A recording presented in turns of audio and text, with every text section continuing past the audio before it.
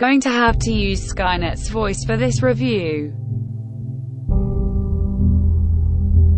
So I just saw Tenet, the newest movie from Christopher Nolan, the guy that brought us amazing films like Interstellar, Memento, the Dark Knight trilogy, and a few other films that a lot of people really like but I couldn't give two shits about, like Dunkirk, Inception and The Prestige.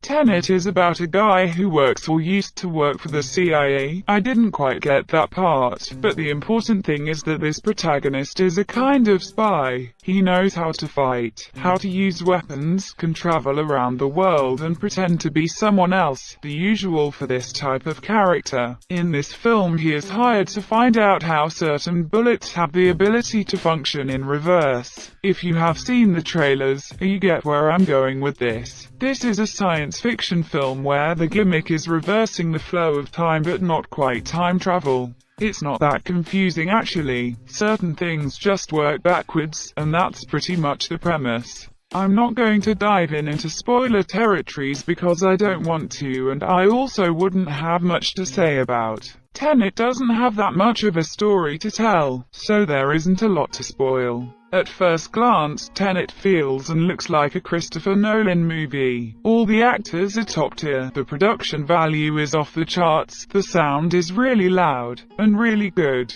The soundtrack feels similar to Inception, even though it was composed by a different artist, and there are awesome action scenes throughout. Action scenes that look great. This isn't a Marvel movie where you're staring at a CGI fuckfeast wondering why your popcorn tastes funny. The action in Tenet is gritty, raw and visceral. When people fire guns it actually comes off like they are firing guns and not BB weapons. It feels real. The same when a character is fighting and punches a random guy. You feel the weight of the punch. There's actual impact. And I love that. That's what makes action movies so much fun to watch. Nolan knows how to craft action. I just wished he had slowed down and took more time coming up with the story and the characters. Although Tenet looks like a Nolan film, underneath it comes off more like a generic, forgettable sci-fi movie with a cute gimmick, plenty of tropes and bland characters. Only Robert Pattinson's character and to a lesser extent, the protagonist, felt like three-dimensional human beings. They had character, personality. They weren't in the movie just to help the plot move forward. They were trying to complete a mission and learn everything there is to learn about the time thingy, while also getting along with each other. To me this was the best part of the story. Seeing these two interact was pretty great. Something I wasn't expecting since I'm not familiar with the guy who plays the protagonist. This is the first time I've seen this actor. Not a bad start. The rest of the cast, although great actors on their own, the characters they play were nothing but thinly written stereotypes and plot devices. There's an Indian arms dealer whose sole purpose is to deliver exposition to the audience.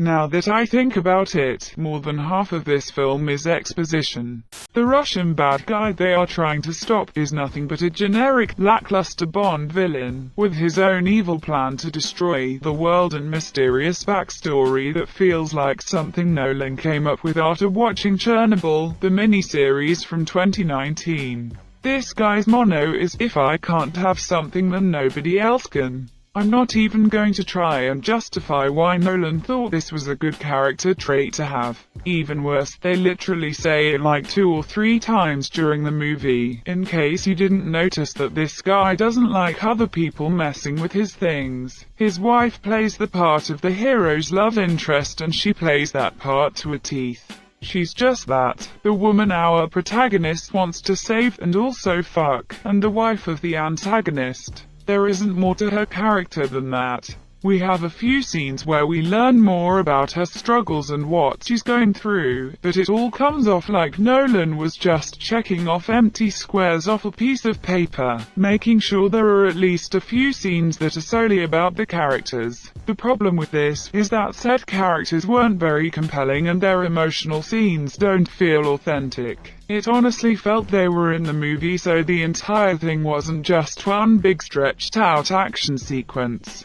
Tenet is the most fast-paced movie I've seen in years. We go from action scene to action scene, with almost no time to breathe. The movie doesn't seem to follow a three-act structure. Instead, we jump from plot point to plot point, being fed with an excessive amount of exposition and a great deal of action along the way.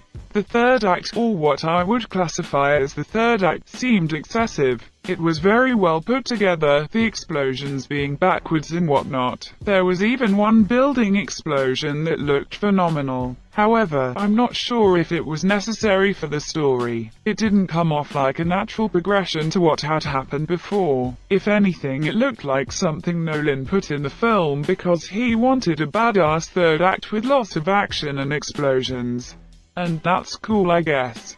I'm not sure what rating to give this film. It's either a 5 or 6 out of 10. I guess I'll give it a 6 for now, since there is a lot of talent in the film. But in the end, I'm not sure if I even want to watch this movie again. It was a very one and done type of film. Something that's new for me with Nolan. Even the movies I dislike from him, I always want to watch them again in later points in my life. Take Inception for instance. When I first saw it, I thought it was horseshit. I hated Inception. Now I think it's okay. But not generic okay like Tenet. More like, not a bad movie but a movie with lots of problems. That's what I mean. Check this out if you are a Nolan fan, but don't expect too much. It's just fine. Oh, by the way, I love how this film uses the words protagonist and antagonist instead of main characters. Those terms don't get used as often as they should. Anyway, see you next time. Hopefully I'll have access to my microphone in the next video.